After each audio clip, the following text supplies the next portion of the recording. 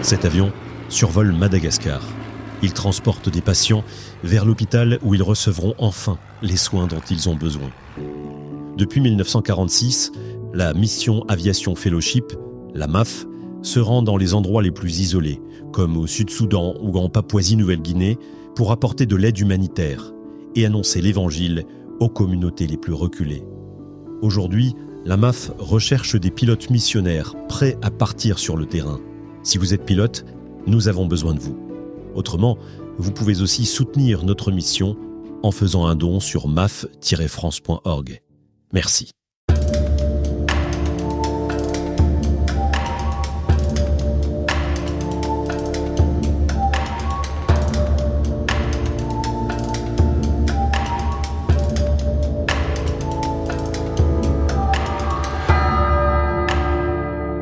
Bienvenue dans Il était une fois la Bible, le podcast qui vous raconte l'épopée passionnante de la Bible. Épisode 17, la mort de Sarah et d'Abraham. Souvenez-vous, dans l'épisode précédent, nous étions parvenus à la 9e épreuve d'Abraham, sans doute la pire, celle de la ligature d'Isaac. Dieu lui avait demandé de sacrifier son fils, son unique, au terme d'un voyage de plusieurs jours. Et Abraham avait accepté. Mais au dernier moment, Dieu avait envoyé un ange pour lui annoncer qu'il avait passé cette épreuve avec brio. Isaac était sauf, Abraham était juste parmi les justes. On pourrait penser qu'après ça, Abraham est dispensé d'épreuves à tout jamais. Eh bien non. Il va lui en rester une petite dernière. Et cette dernière épreuve est un peu plus dans l'ordre des choses.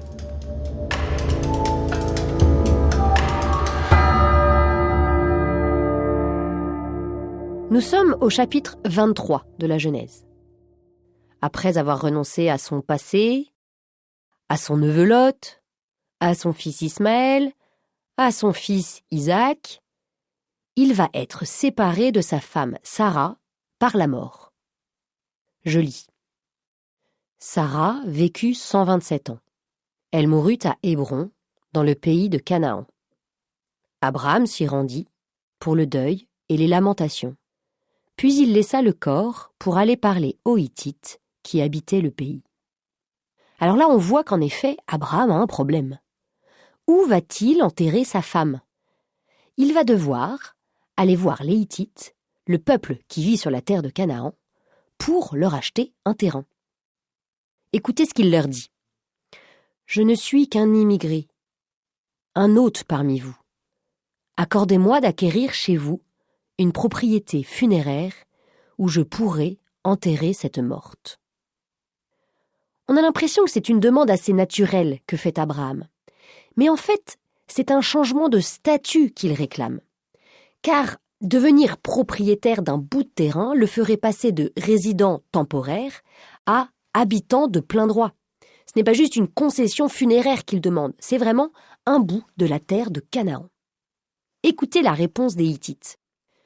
Les Hittites répondirent à Abraham. « Écoute, mon Seigneur, tu es au milieu de nous un prince de Dieu. Ensevelis ta morte dans le meilleur de nos tombeaux. Aucun d'entre nous ne te refusera son tombeau pour y ensevelir ta morte. » Alors, derrière la phrase très flatteuse et polie des Hittites, la réponse est quand même assez claire. C'est un joli non. Du coup, Abraham va devoir réagir. Écoutez. Abraham se leva et se prosterna devant le peuple de ce pays, les Hittites. Puis il leur parla en ces termes. « Si vous acceptez que j'ensevelisse cette morte, alors écoutez-moi. Intervenez pour moi auprès d'Éphron, fils de Sohar, pour qu'il me cède la caverne de Macpéla qui lui appartient et qui se trouve au bout de son champ. Qu'il me la cède contre sa valeur en argent, comme une propriété funéraire au milieu de vous. » Alors on retrouve bien notre Abraham, celui qui avait déjà négocié avec Dieu pour Sodome. On le voit, il ne se démonte pas. Il se fait même plus précis et surtout, il met en avant un argument de poids, puisqu'il dit qu'il est prêt à payer. Alors, pourquoi Abraham veut-il précisément cet endroit ?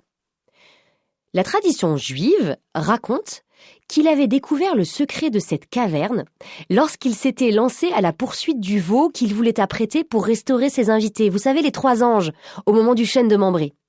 Ce veau l'avait entraîné jusque sur ce site, et Abraham avait alors aperçu un rayonnement lumineux provenant de la caverne. Il avait senti l'odeur du jardin d'Éden. Il y avait entendu des anges lui dire « Adam est enterré ici. Abraham, Isaac et Jacob le seront aussi. » Et Abraham avait alors compris que c'était là l'entrée du jardin d'Éden. Et il avait choisi ce lieu comme un repos éternel. Cette image est tellement parlante. Comme toujours, le Midrash, ce commentaire narratif, transpose en termes spatiaux une réalité spirituelle. Derrière le lieu de la mort, il y a le jardin d'Éden, c'est-à-dire le retour à une intimité avec Dieu. Je reprends la lecture. Éphron était assis parmi les Hittites. Éphron le Hittite répondit à Abraham de façon à être entendu des Hittites et de tous ceux qui entraient par la porte de la ville. Rendez-vous un peu compte, cette scène, elle obéit vraiment à des codes juridiques très précis. Les 2 protagonistes, Abraham et Éphron, parlent devant tout le monde, c'est-à-dire en fait devant des témoins. Et tout cela en plus se passe à la porte de la ville, qui est notamment le lieu où est rendue la justice. Je poursuis. Il dit « Non, mon Seigneur, écoute-moi. Le champ, je te le donne, et la caverne qui s'y trouve, je te la donne. Aux yeux des fils de mon peuple, je te la donne. Ensevelis ta morte. » Alors vous le voyez, Éphron propose de donner non seulement la grotte, mais aussi le champ.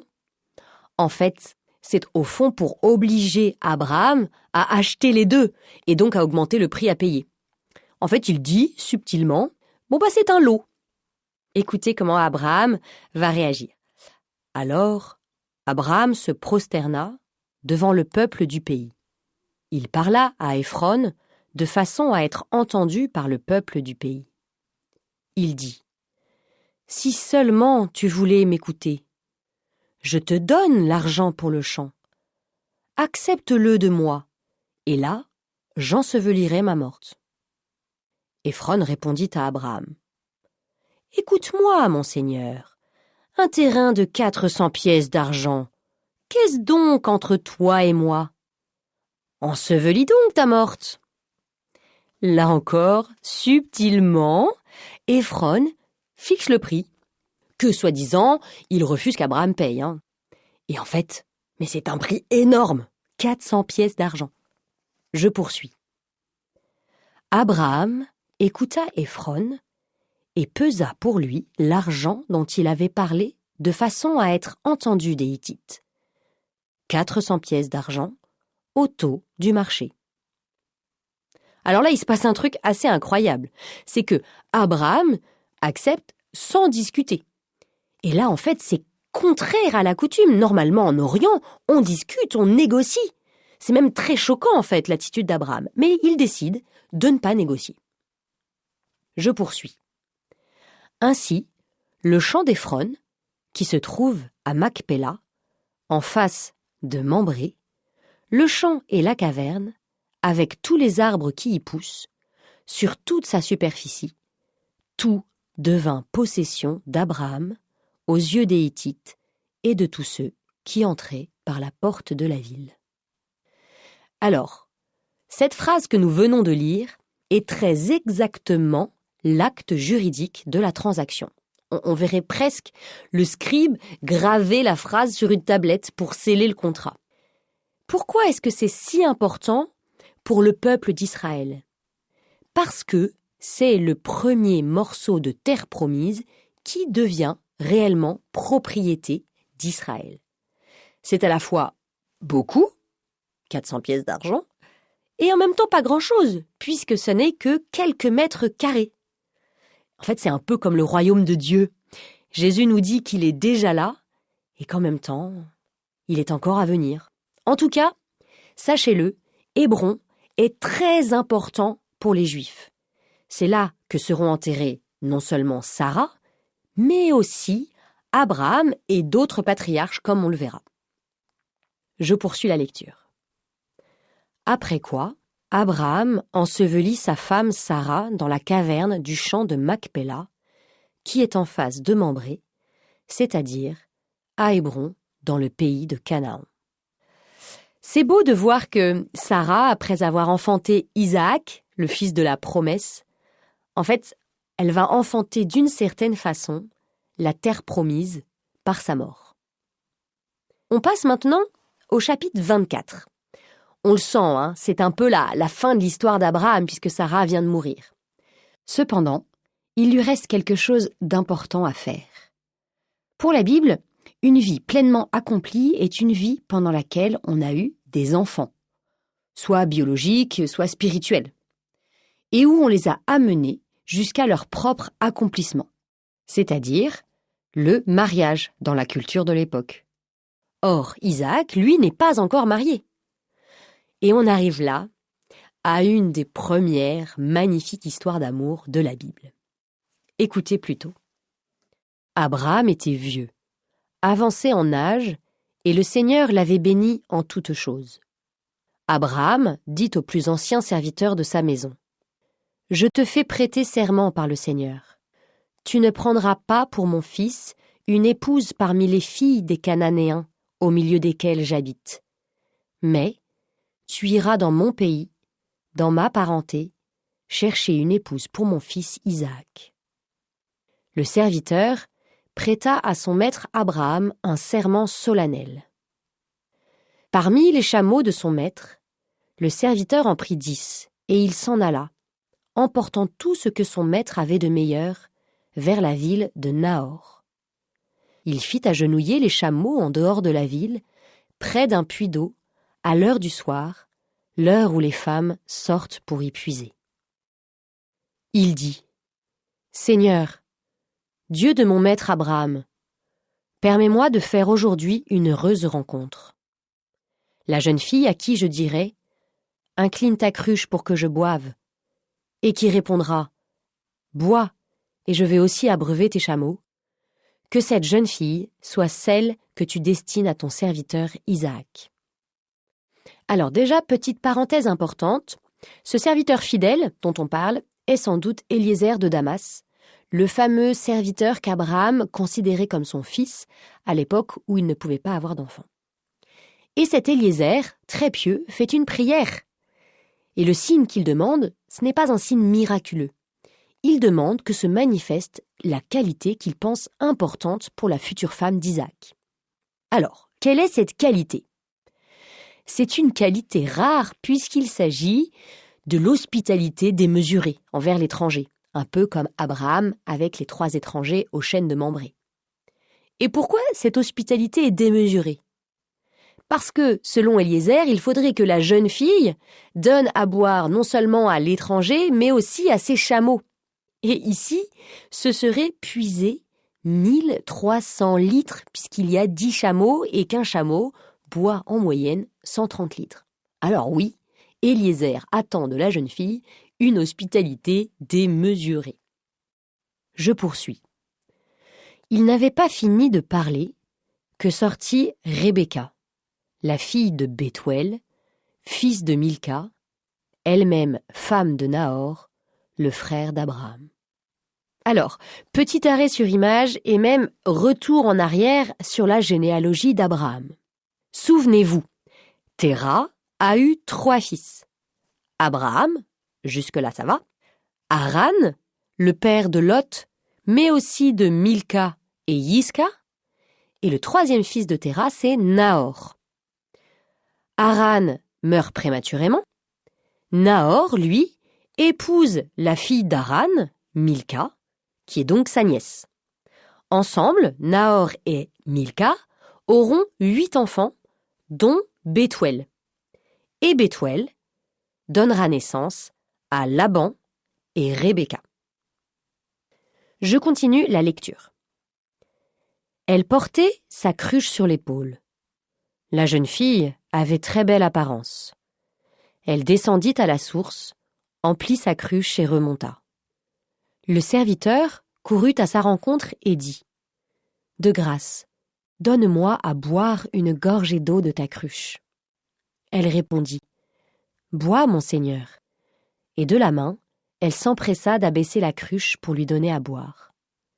Quand elle eut fini de lui donner à boire, elle dit « Pour tes chameaux aussi, j'irai puiser jusqu'à ce qu'ils aient bu à satiété. » Elle s'empressa de vider la cruche dans l'abreuvoir et courut de nouveau chercher de l'eau au puits. Elle puisa ainsi pour tous les chameaux. L'homme la regardait, silencieux, se demandant si, oui ou non, le Seigneur avait fait réussir son voyage. Dès que les chameaux eurent fini de boire, l'homme prit un anneau d'or pesant un demi-sicle et 2 bracelets d'or pesant 10 sicles pour ses poignets. Il lui demanda « De qui es-tu la fille ? Dis-le-moi, je t'en prie. Y a-t-il dans la maison de ton père un endroit où passer la nuit ?» Elle répondit « Je suis la fille de Bethuel, le fils que Milca a donné à Nahor. » Et elle ajouta « Il y a beaucoup de paille et de fourrage chez nous, et aussi de la place où passer la nuit. » L'homme s'inclina et se prosterna devant le Seigneur en disant « Béni soit le Seigneur, Dieu de mon maître Abraham. Il m'a conduit sur la route jusqu'à la maison des frères de mon maître. » La jeune fille courut à la maison de sa mère raconter ce qui venait d'arriver. Rebecca avait un frère qui s'appelait Laban. Après avoir vu l'anneau et les bracelets au poignet de sa sœur et entendu Rebecca lui dire « Voilà ce que m'a dit cet homme », il partit à la rencontre de l'homme. Alors, nous retrouverons bientôt Laban pour de nouvelles aventures. Nous pouvons déjà noter un petit détail. Il a tout de suite remarqué les bijoux que sa sœur a reçus. Et ce Laban, vous allez voir comment il va se comporter. Il dit « Viens, béni du Seigneur, pourquoi rester dehors ? J'ai fait place dans la maison pour les chameaux. » L'homme entra donc dans la maison et déchargea les chameaux. On leur donna de la paille et du fourrage, et pour lui et ses compagnons, de l'eau pour se laver les pieds. On lui présenta de quoi manger, mais il déclara « Non, je ne mangerai pas avant d'avoir dit ce que j'ai à dire. » On lui répondit « Parle donc. » Alors s'ensuit tout un passage où Eliezer explique en détail le but de son voyage que nous connaissons déjà. Nous allons d'ailleurs passer directement à la conclusion de son discours. Écoutez plutôt. « Et maintenant, si vous voulez montrer à mon maître faveur et fidélité, dites-le franchement. » Laban prit la parole. Lui et Bethuel déclarèrent. « Le Seigneur s'est prononcé. Ce n'est pas à nous de décider. » Alors on a l'impression que c'est plutôt le frère qui décide dans cette famille. Je continue. « Voici Rebecca devant toi. Emmène-la, et qu'elle devienne l'épouse d'Isaac, le fils de ton maître, comme l'a dit le Seigneur. » Quand le serviteur d'Abraham entendit leurs paroles, il se prosterna jusqu'à terre devant le Seigneur. C'est très beau ici de voir qu'Eliezer vit toute cette aventure en étant dans la prière. Il se prosterna jusqu'à terre devant le Seigneur. Je continue. Puis il sortit des objets d'argent, des objets d'or, des vêtements, et les donna à Rebecca. Il offrit aussi de riches présents à son frère et à sa mère. Ils mangèrent et burent, lui et les hommes qui l'accompagnaient. Ils passèrent la nuit, et, le matin, ils se levèrent. Ils appelèrent Rebecca et lui dirent « Veux-tu bien partir avec cet homme ?» Elle répondit « Oui, je partirai. » Rebecca et ses servantes montèrent sur les chameaux et suivirent le serviteur. Isaac habitait alors le Néguev. Il était sorti à la tombée du jour pour se promener dans la campagne, lorsque, levant les yeux, il vit arriver des chameaux. Rebecca, levant les yeux elle aussi, vit Isaac. Alors ici il y a une petite blague. Isaac, lui, ne voit que les chameaux, alors que Rebecca voit l'homme. Je poursuis. Elle sauta à bas de son chameau et dit au serviteur : « Quel est cet homme qui vient dans la campagne à notre rencontre ?» Le serviteur répondit : « C'est mon maître. » On voit bien ici que Rebecca est une femme qui a de la personnalité, alors qu'Isaac semble, lui, un petit peu plus mou. Je continue. Alors elle prit son voile et s'en couvrit. Le serviteur raconta à Isaac tout ce qu'il avait fait. Isaac introduisit Rebecca dans la tente de sa mère Sarah. Il l'épousa, elle devint sa femme et il l'aima. Et Isaac se consola de la mort de sa mère. Nous verrons dans la suite de la Bible que ce texte extrêmement célèbre a servi de modèle à beaucoup d'autres scènes de rencontres et de mariage. En tout cas, voilà, Isaac est marié. Abraham, lui, va pouvoir finir sa vie en paix. On arrive donc au chapitre 25, qui est le dernier chapitre du récit d'Abraham. Je le lis. Abraham prit encore une femme. Elle s'appelait Kétoura. Alors, je ne vais pas tout lire, mais le texte nous dit ensuite qu'ils ont eu 6 enfants, dont Madian. Nous verrons que c'est important pour l'histoire de Moïse. Je continue. 175 ans. Telle fut la durée de la vie d'Abraham, puis il expira. Alors, comme d'habitude dans la Bible, 175 a une dimension symbolique. Est-ce que vous voyez pourquoi ? Quel âge avait Abraham quand Dieu l'a appelé ? Il avait 75 ans. Et quel âge avait Abraham quand Isaac est né ? Il avait 100 ans. Et à quel âge Abraham meurt-il ? À 175 ans. En fait, le texte veut nous faire comprendre qu'il a fallu beaucoup de temps pour qu'Abraham apprenne à suivre Dieu. Et on termine le récit d'Abraham ainsi. Abraham mourut au terme d'une heureuse vieillesse, très âgé, rassasié de jours, et il fut réuni aux siens. Ses fils, Isaac et Ismaël, l'ensevelirent dans la caverne de Macpéla, ce champ qui est en face de Mambré et qu'Abraham avait acheté aux Hittites. C'est là qu'Abraham fut enseveli auprès de Sarah, sa femme. Alors on voit ici que les 2 fils se retrouvent et les 2 époux aussi, puisque Abraham est enseveli au même endroit que Sarah. Voilà, nous avons terminé l'histoire d'Abraham, cet homme qu'on appelle le premier patriarche.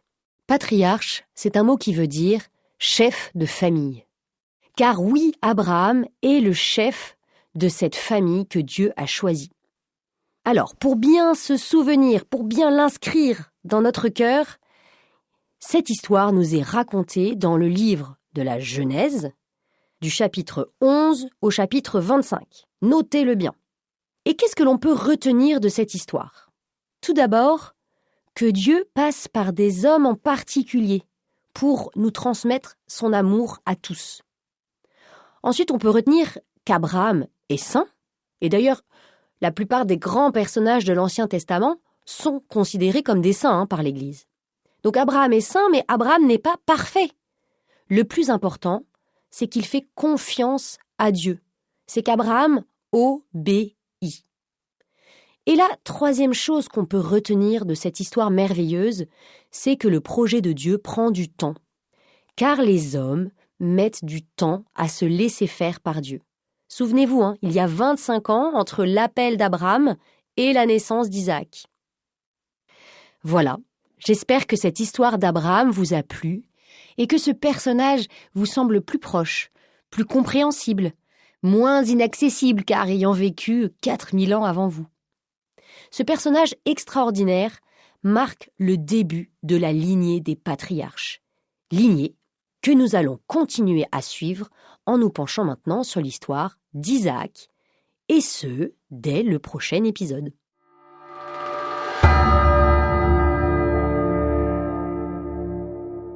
Merci d'avoir écouté cet épisode jusqu'au bout. Si ce podcast vous plaît, n'hésitez pas à nous le dire en mettant le plus d'étoiles possible et à vous abonner pour être notifié du prochain épisode. À très bientôt.